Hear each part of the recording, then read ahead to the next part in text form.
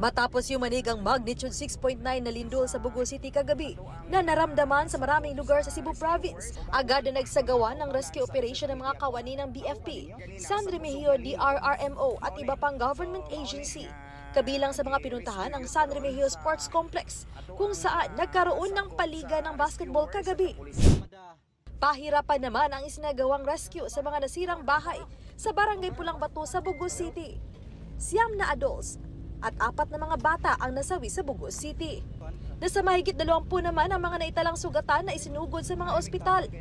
Agarang tulong katulad ng mga heavy equipments at iba pang rescue equipment at personnel ang ipinadala ng Cebu Provincial Government.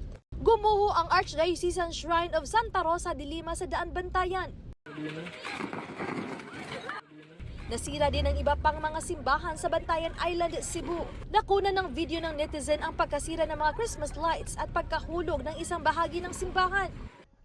Tila sumasayaw naman ang tulay ng Mactan-Mandawi Bridge sa kasagsagan ng lindol. Dahil sa lakas, hindi na nakayanan ng mga motorista ang magpatuloy sa pagmaneho. Huminto sila sa kalagitnaan. Isa sa mga motorista napahawak sa railing ng tulay.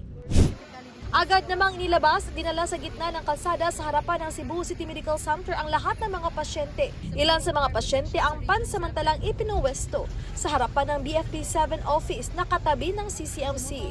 May 3 sanggol pa na naisilang sa kasagsagan ng lindol. Agad silang inilika sa labas ng hospital kasama ang kanilang mga ina.